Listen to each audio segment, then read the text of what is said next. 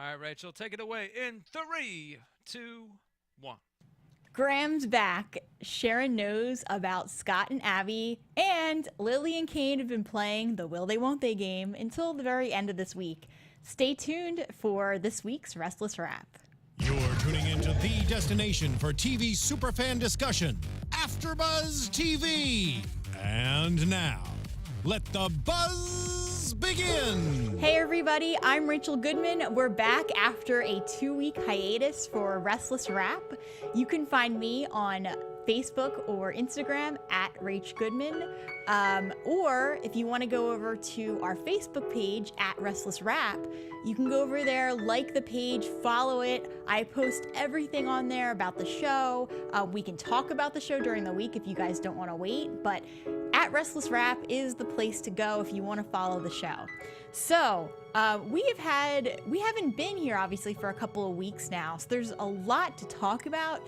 I'm gonna try and just stick with what happened this last week, but there is something that wasn't touched on at all this week that I do think needs to be mentioned, and that's everything going on with Nikki and the mustache. And I'm sorry, Victor, that's the guy's real name, but I am going to call him Mustache for now because I am a little bit annoyed with what happened over the last couple of weeks with the two of them.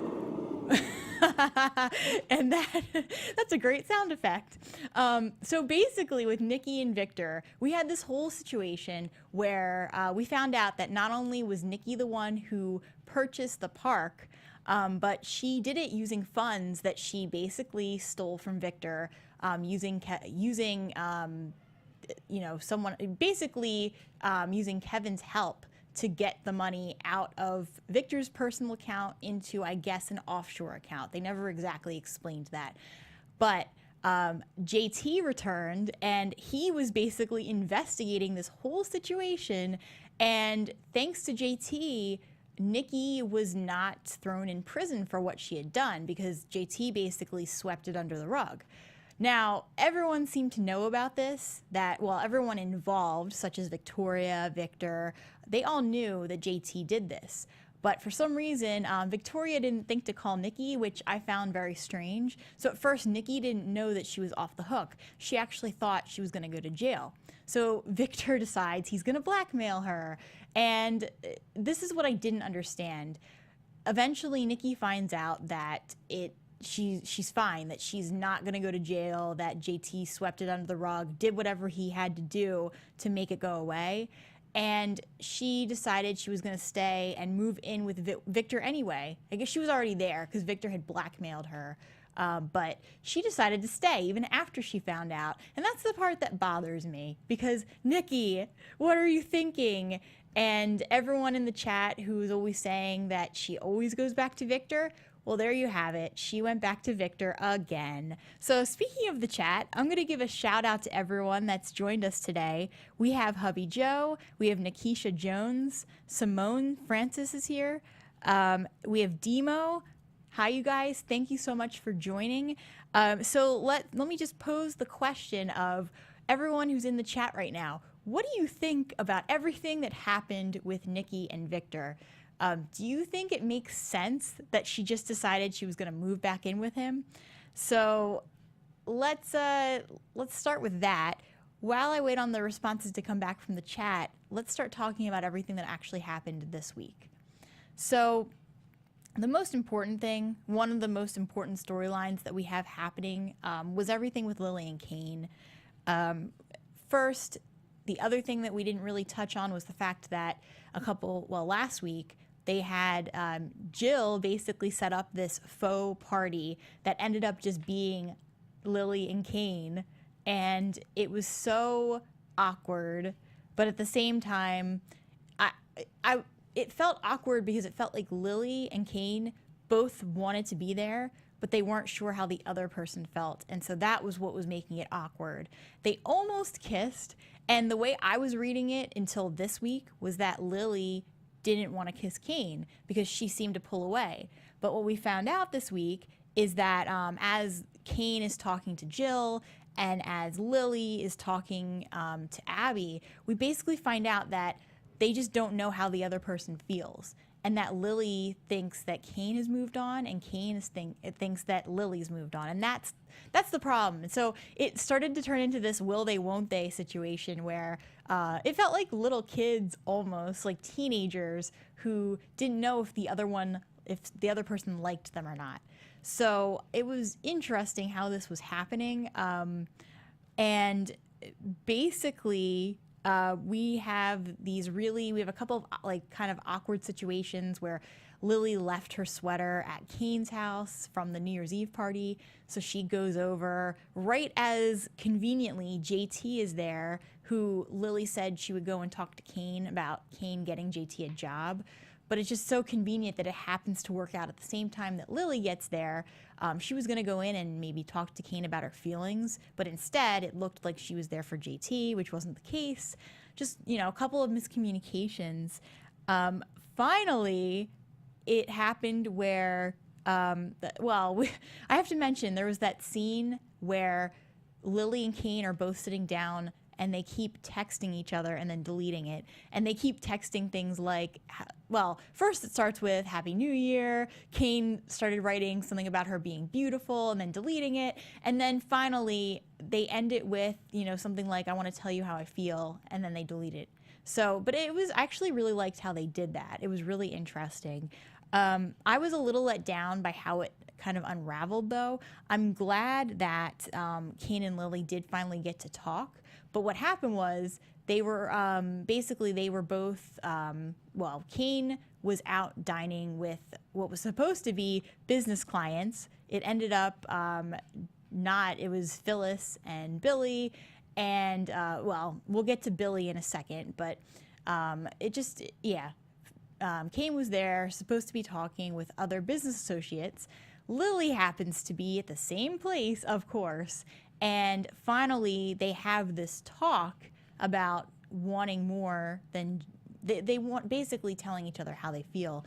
It felt a little like, I'm glad they had the communication, but it felt a little forced. I would have liked it better if things had just more naturally progressed to that point. But regardless, I am glad that it happened. I do want Kane and Lily to get back together. We have a couple of comments from the chat. Nikisha says, love seeing JT again. He still looks the same. Simone Francois says, this is how Victor always does Nikki. Nikisha says, I think it makes sense that she went back to Victor. Their end game. Hubby Joe says, Nikki and Victor deserve each other. They can do shady things together and to each other. Nikisha says, I agree, Hubby Joe, they're meant to be. Yeah, and I agree with that too. Nikki, she does seem like she's capable of doing shady things. And the thing I noticed too, as all of this was unraveling, Nikki will put the Newmans first. That's obviously, whether she's with Victor or not with Victor, her family is always going to be first. And her family, whether she wants to admit it or not, whether she's separated from Victor or married to Victor, regardless, Newman and Newman Enterprises is always going to be a part of her. And so I think that she sort of showed where her loyalties lie. She could have turned Victor in, but she didn't. Instead, she kept quiet and is going to live with Victor, and they're going to pretend like, this is the thing that bugs me, is that they're going to pretend like this is all for show. But part of me thinks that Nikki's there because she wants to be there, even though she's telling herself she doesn't. Hubby Joe says Kane and Lily should be together. I like how Kane has grown into a better person. Simone, Kane and Lily was kind of cute. Yeah, I did like the part, like when they were actually talking, it felt a little like, not contrived, but just a little forced, I guess. But when they both turned to leave and then raced to each other and kissed each other, I liked that part. And my husband and I just finished watching Stranger Things with a lot of 80s kisses and references. And I have to say, it felt like a very 80s moment between Kane and Lily. Demo says, Happy New Year to everyone. And hey, Aaron. Aaron's here. Hey, Aaron. Nikisha Jones, Happy New Year. We have a lot of Happy New Year, so let me just add Happy New Year, everyone, and welcome back to the show. I know it's a little late to say that, but better late than never. we have a lot of comments about Lily and Kane and how they should be together. Aaron says, oh, okay, Nikki and Victor and Lily and Kane, yeah. Nikisha says, shady couple of Y&R. Aaron says, Victor and Nikki are a hot mess. Yeah. And then Hubby Joe says, rock on 80s. Yeah, definitely rock on 80s. Demo says, Nikki saying she was done with Victor, but went right back as usual. Yeah. I mean, I was really hoping she wouldn't, but then again, I have only been watching since May, so this was my first chance to see Nikki and Victor and Jack in action and see how all of this works. So, all right, let's talk about Abby and Scott, because there's a lot that we have to mention with that. This, for me, it was everything happening with Lily and Kane, Abby and Scott, and then everything happening with Christian and Dina, and guess what? Graham's back. So it was everything kind of happening with the 3 different groups of characters that made this week. But so with Abby and Scott, so we kind of started at the beginning of the week where we knew from last week at the New Year's Eve wedding of Victor and Nikki, we knew that Nick had seen Abby and Scott kissing, which, can I just say, how can they get even more stupid? Like, I'm sorry to be negative and to say that about characters, but to Abby and Scott, obviously they want to be together, but the fact that they're trying to say goodbye and then they kiss each other and they keep kissing each other in public spaces, you would think, or like in spaces where other people are at, even if it's not public per se, but you would think that Scott would have learned his lesson after the fact that Faith saw him, told Mariah, almost caused all these problems. Mariah said she wouldn't tell anyone, and she kept her word until later on, but you would think Scott would have realized, you know, you're not a teenager. You can just you don't have to just kiss someone just because you want to kiss them, especially in a place where someone's going to see you. But regardless, you would think that Scott would have learned his lesson in general, and if he really wanted to be with Sharon, he wouldn't have kissed Abby goodbye. Even if it was just a kiss, it doesn't matter. It's a kiss. It's still cheating. Aaron says, oh my God, Sharon versus Abby. I love it. Demo, Sharon telling Mariah, go to your appointment so she could blast Scott. That was hilarious. And Mariah going along with it was great. So basically what ended up happening was we know that Nick saw them. In this week, Nick kind of sort of approached Abby. The way he did it, so first he was struggling whether to tell Sharon. And I thought that was sweet. And it made me want Nick with Sharon even more. But the way that Nick approached Abby was interesting. Most characters I've seen on the show, they'll just go and just directly do it and just confront someone. Nick, he did it in a much different way. He did it very indirectly and brought it up by basically bringing up honesty first and really asking Abby what she thought of Scott and Sharon. And then eventually it was very obvious that Nick knew something. And he was very upfront with Abby. He said, hey, listen, I'm going to go talk to Sharon about it. I'll keep your name out of it. And so the nice thing was that Nick ends the conversation by basically saying Sharon does need to know. So he leaves. He goes to see Sharon. He almost knocks on the door. And then Sharon comes out because I guess she hears him or sees him or something through the window. And Nick basically tells Sharon everything, and like he said to Abby, he didn't mention her name. He kept her out of it, because that's the thing, is that at the end of the day, it's not really like you can't say that it's not Abby's fault at all, because of course she was involved in it, but Abby's not the one dating Sharon. At the end of the day, it's Scott's fault for cheating, and he's the one in the relationship. Abby is not. So I completely agree with how Nick handled it, and I like the fact that even after Sharon put a little bit of pressure on him, because she did, at first Sharon didn't want to believe Nick, and then when she started to, she was still upset that Nick wouldn't tell her who the woman was. But the thing is that Nick made a really good point. It doesn't matter who the woman is. What matters is that it happened, and it shouldn't have happened with any woman. So I like how Nick handled it, but in the chat, what do you guys think? Do you think Nick should have just told her everything, or do you like how he handled it? I mean, this is also Nick's sister, so it's a family member, so he's kind of protecting her for those reasons too. So we have some comments about Scott. Demo says, Scott was not sincere. He's saying sorry because he got caught. Yeah. So basically what ended up happening was Sharon, before she confronts Scott, she talks to Mariah. Mariah happens to come in after Nick leaves. Sharon tells Mariah what's happening, and Mariah says, oh yeah, it was Abby. Like, just like that. Like, it wasn't even, Mariah didn't even have a second hesitation. Like, she didn't hesitate. It was just like, yeah, it was Abby. I'm done. And that was that. So then Sharon obviously finds out it's Abby. Scott comes in. As we were saying in the chat, Sharon ends up making up an appointment that Mariah has. Mariah gets what Sharon means. She leaves.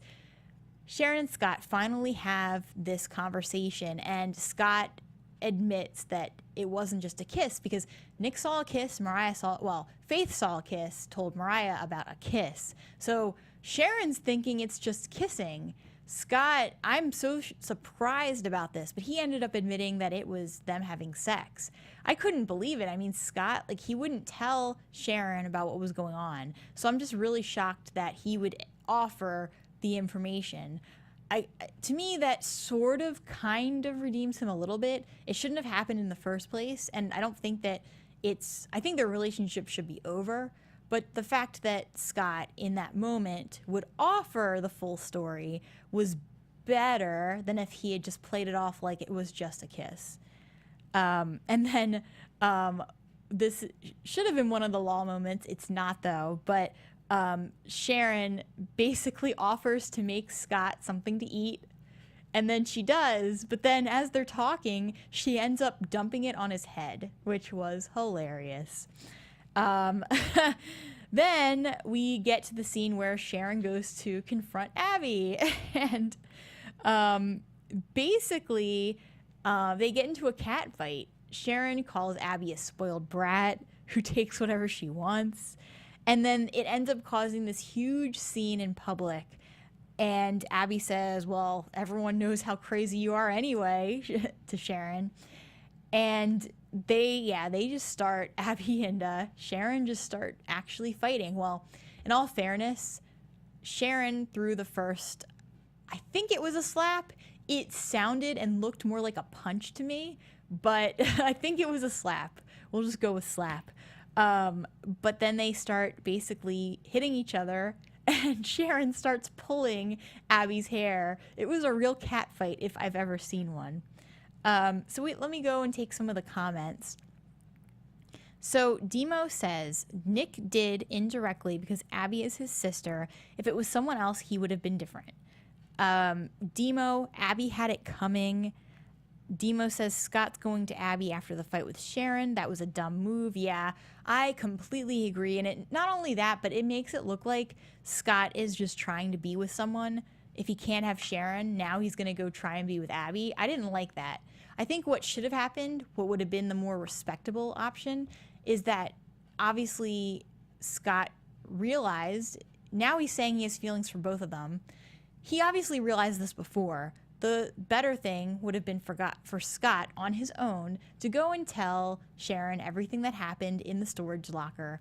After the fact, after he was honest, he should have decided who he wanted. And that's one of the points that Abby made, is that's the problem. Scott didn't make a decision. He stayed with Sharon, but then he kept kissing Abby. And yeah, they said that New Year's Eve was goodbye, and Abby probably meant it. But I have a feeling that if no one had seen them kissing and this had not blown up the way it did, I have a feeling that that Scott and Abby would have kept kissing anyway. It wouldn't have been goodbye. Demo says, I was like, Scott, what are you doing? Aaron says, I'm glad Nick told Sharon. Yeah, me too. Simone says, it was old-fashioned. It was an old-fashioned cat fight, and it was glorious. Demo, Scott bringing that engagement ring to Sharon, and then she smashed it. That was hilarious. Aaron, Abby showed no source of remorse to Sharon at all. She deserved to get slapped. Yeah, and that, okay, so here's the thing with that fight. Abby should have shown a little more remorse, like Aaron said. It's still, I don't think it's her fault, but knowing that Scott is with Sharon, I think she could have pushed Scott away a little bit more. But ultimately, it's not her responsibility. It was Scott's. At the same time, if you are the, well, I'll put this in quotes, if you're the other woman and the girlfriend finds out, you should have been a little more apologetic. So I think Abby could have shown some kind of remorse, a little more, not acted the way she did. So something interesting to note. So two big major things happened as this fight's happening. So one, we zoom in on this drink, and all of a sudden we zoom in on none other than Graham himself. That was it. Meanwhile, we know that Dina has made a pit stop from Jabot. We don't know where yet. We just know that she's made a pit stop. And when the fighting is done, Chelsea is there with Christian and, well, with both the boys. And after this fighting is done, Chelsea can't find Christian. So he's gone. So that starts a whole other dramatic moment, because now there's this whole search party looking for Christian. And even Nick and Chelsea kind of get into a fight because Nick's starting to blame Chelsea for leaving him alone, which I kind of thought was unfair. But it just kind of also told me, too, that, yeah, obviously couples have fights, but it just really kind of seems like maybe Nick and Chelsea aren't right for each other, that's how they react toward each other under pressure. More like that's how Nick reacts to Chelsea under pressure. Maybe that's just how he is as a character. I'm not sure, but it just didn't seem like that was definitely a moment where they just didn't seem like the right couple. Especially if Nick would jump to that conclusion and start blaming Chelsea for the fact that Christian was gone. So we have a couple of comments. Simone, Scott was never intending to stop seeing Abby. Hubby Joe, Chelsea and Lauren's faces were funny. Yeah, they were. Aaron, Chelsea and Lauren's face during the fight was everything. That is actually part of my lol moment. We'll get there, though. Demo, poor Dina. She needs serious help. Yeah, I agree with that with Dina. And at first, I don't know how you guys felt, but when Dina starts talking about how she's playing with little Jackie in the room, I thought she was imagining, even though it didn't make sense because it's not like she doesn't have some kind of disorder where she imagines things, just where she can't remember people. So that didn't make sense to me. So something felt off, but I went with it because I was like, okay, maybe this is Dina's coping mechanism and there's an invisible person that she thinks is her son in the room. Hubby Joe, they checked the video footage and did not see Dina with the kid. Yeah, that doesn't make any sense to me either, because that's right, they did mention that. Dina and Graham, because if you look, when they finally show the flashback, Graham, Dina, and Christian were all in that one room. So they had to have had cameras in there. Demo, Chelsea needs to be exposed for lying about Christian's true paternity. Yeah, and they keep hinting at that in the, previously on Young and the Restless. They keep hinting because they keep showing the same kind of flashbacks, but we don't know. Nothing is happening with that yet, but I have a feeling something will happen. I'm going to be curious, too, if Adam Newman comes back to the show, because we keep hearing that rumor. Aaron, I can't believe Graham encouraged Dina to kidnap Christian. Yeah, every time you kind of want to like Graham and think maybe he's helping Dina, he does these things that just make you dislike him more. Aaron, that was sick of him to push her into kidnapping Christian. Yeah, and Graham, so much for helping her. He's playing into what she thinks is reality instead of helping her. So, all right. My first comment, though, when this all happened with Christian, I have written in my notes, did Graham take Christian? I thought that it was going to turn into this thing where we would see Graham with the child and he was going to try and blackmail the family, similarly to how he was sort of blackmailing Ashley with the news that with what he knew about her real, her real father. This kind of takes us into everything going on with Jack, Dina, and Ashley, because it leads into Christian, of course. We see, kind of coming back in and seeing Jack again, we see another, nurse or just someone that Jack is bringing in to basically work with Dina so that she's not alone. We see this nurse quitting. It's like the third person, and Dina is shouting "good riddance" as she leaves. I thought that was pretty funny. And it's basically Dina is hinting she keeps hinting that Graham, even though she might not know it yet, it's hinted that Graham is coming back because Dina actually says that she only trusts Jack or Graham to take care of her. That's it. Then we get into this whole situation with Ashley and the attorney, Tony, who's come in. They decide they're going to go to arbitration. But then as Dina's getting worse, it kind of seems like Jack and Ashley actually start bonding again. Dina makes the pit stop at the club. Finally, everything. So what ends up happening with that is we see that Jack comes to Dina's room. He's got tea. Dina's playing with who she's calling Jackie, and she keeps calling the actual Jack John, who basically the whole week she kind of thought that he was John, basically. And so Jack comes with tea, or no, hot cocoa, sorry, because she wanted hot cocoa. And that's when we see, Jack doesn't see it yet, but we see that Christian is in the room with Dina, and it all sort of clicks. But what we don't know at that point is if Graham's involved or not.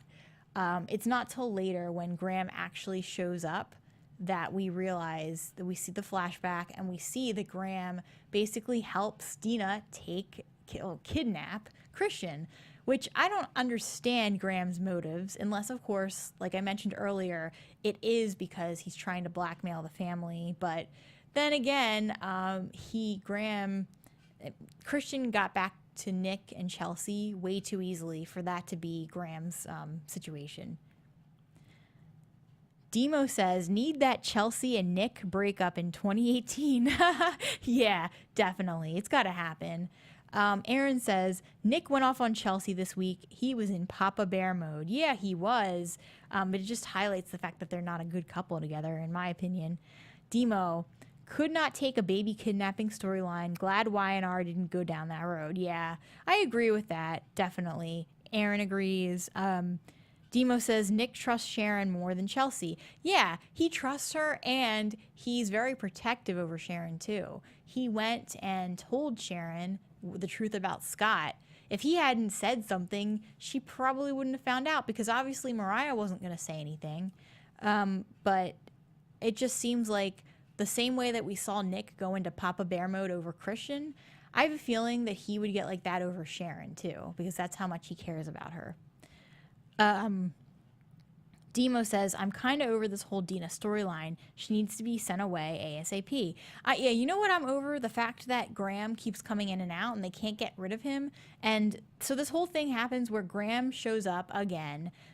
They take care of the Christian situation, which, let me just say, that was an endearing moment when Jack, who Dina thinks is John, pretends like he is John and says, let me see little Jackie now, and finally got Dina to give the baby back to Jack, who she thought was John, and then Jack gave the baby back to Nick and Chelsea. I thought that moment was sad, but at the same time very endearing.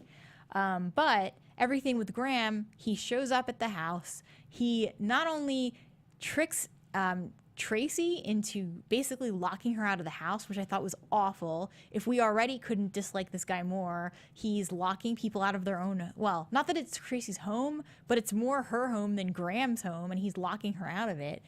And then after we see that flashback, Jack comes back to the house with Ashley, and in a really amazing moment, Jack ends up punching Graham. Which I thought was the moment of the day, definitely, because Graham deserved that. And then they push Graham out the door, but as they're pushing him out, Graham's basically saying, oh no, I'll be back. I still have power of attorney or medical power of attorney. And it's just, Graham, what do you want? Is he in it for the money? Because so far they haven't changed that will, I guess. I had thought that a while ago Jack was, working with a lawyer to try and basically change that back so that he was in control or that someone in the family was in control. But so far, I guess that hasn't been done because Graham's still threatening. So let's see. We have a couple more comments. Aaron says, Dina's dementia is really advancing. It's so scary to see how off the rails she's been in just a few months.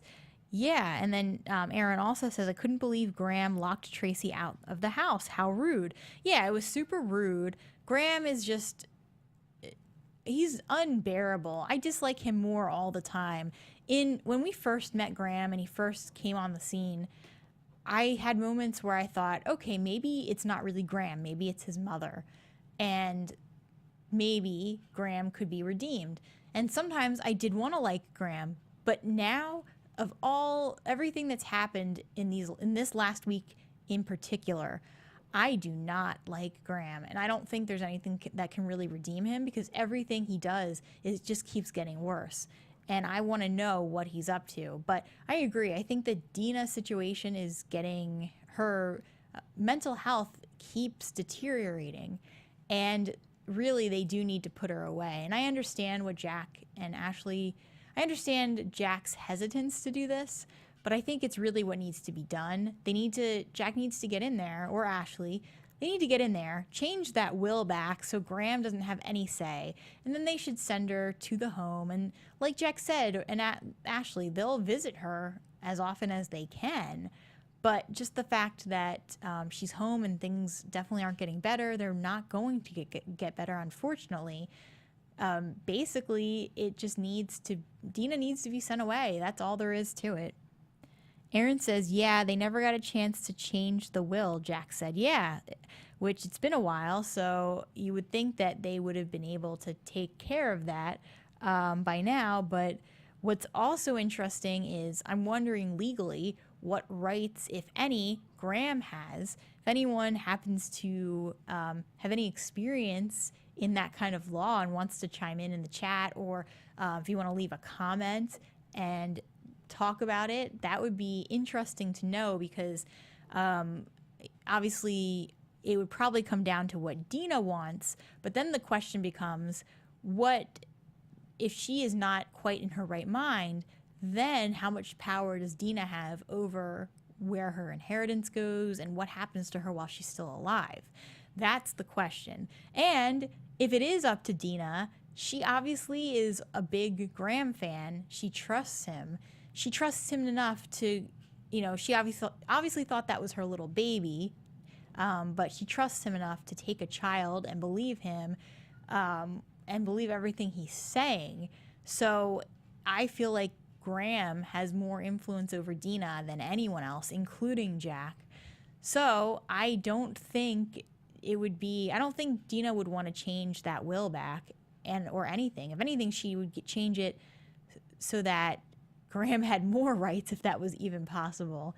But at the very end, Dina just kept saying how living at the house was just her jail. She wanted to get away from these people. So she just obviously, if it's up to Dina, yeah, she wants to be back with Graham. Simone says, I hope Graham is a murder mystery victim real soon. That would be interesting. And I see a couple of comments about taking calls. I think at this point we are starting to run out of time, so we won't be able to do calls today. I can do calls next week, though, if you guys in the chat want to call in next Sunday. We'll be back. And then we can take a couple calls and have, talk more about Y&R. Aaron says, right, Simone, I want to know what Graham is after. What does he want? Exactly. I want to know what his deal is, because this has got to go beyond his mother wanting revenge at this point. Because he helped Dina kidnap another child. And is it just that he wants control? There's got to be a part of Graham that wants to be with Dina for some sick reason. I don't know what that could be. So moving on from everything going on with Jack, let's just touch a little bit on what was happening with Billy and Jill. So Jill obviously pushed for the New Year's Eve party to be a party of two between Kane and Lily. And I was kind of wondering, like at first I kind of thought maybe Jill just really cares about Kane, and that could be true. But after I saw her conversation with Billy about how she wants Billy to basically take over her legacy because of her health, it sounds to me like she wanted Lily and Kane to get back together to sort of preoccupy Kane a little bit more, because she already thinks that he's preoccupied with the baby. So she made it very clear to Billy in the conversation that she didn't think Kane was going to be a good fit as the only person running her company. So she clearly wants it to be Billy. And I think in the long run, that's going to cause a problem. But for right now, it's just Billy and Kane, I guess technically partners, running this company together. So I'll be curious to see what happens with that. And so we touched on Christian, and I think that was pretty much the week. So why don't we get into the law moment then?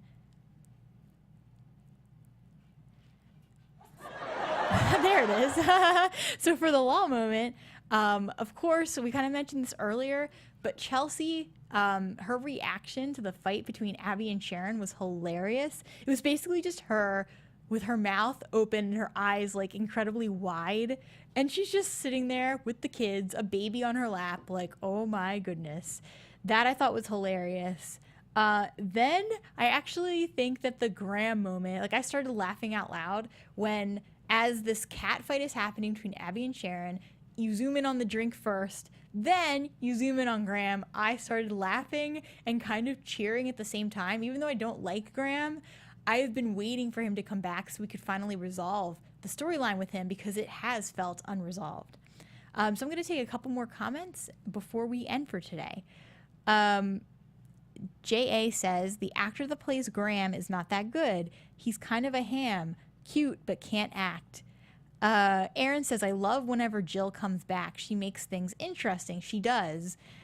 Simone, I was happy Jill and Billy had that conversation. They seem to have been distant ever since he began dating Phyllis. Yeah, exactly. Demo, Jill, she's amazing. And then Demo, JT and Billy having drinks and throwing insults. Yeah, and I didn't mention that. This week, it was hilarious with that, too, because basically JT tried to say that Billy was a bad influence on Reed. I don't know. I don't really see that as being the case. I don't know JT too well, but he seems like, if anything, he might be more of a worse influence. So, J.A. also says, Dina, the actress that plays, is giving a brilliant performance. She is simply heartbreaking. I agree with that, too, because that's got to be a hard role to play, to basically act like the character in front of you is someone completely different. So, yeah, I agree. It was a really good performance on her part. Sharon's performances, round of applause to that, because the actress that plays Sharon, yeah, it would seem like very authentic anger and sadness. And speaking of Sharon, one more thing to mention with that whole situation, as we kind of touched on, was Scott showing up to see Abby, I guess, and Sharon shows up with Scott's things and just drops them off. And of course, a ring falls out and Sharon stomps all over it. So I think we're going to end on that note. But thank you everyone in the chat for joining. You, as always, make this show amazing. And I can't wait till next week when we come back and we can talk more Y&R. I'm leaving this week with The Clash playing because my husband and I just binged Stranger Things. So in honor of that show too, we'll end with some Clash. Again, my name is Rachel Goodman. You can find me on Instagram or Twitter at Rach Goodman or on Facebook at Rachel Ann Goodman. You can also go over to the Restless Rap page on Facebook, which is at Restless Rap. If you go over and follow that page, you'll always know when the shows are going on with the links and everything. So thank you again, everyone. We will see you next week, and I hope you're having a wonderful New Year. From executive producers Maria Menounos, Kevin Undergaro, Phil Svitek, and the entire AfterBuzz TV staff, we would like to thank you for listening to the AfterBuzz TV network. To watch or listen to other after shows and post comments or questions, be sure to visit AfterBuzzTV.com. I'm Sir Richard Wentworth, and this has been a presentation of AfterBuzz TV. The views expressed herein are those of the hosts only and do not necessarily reflect the views of AfterBuzz TV or its owners or principals.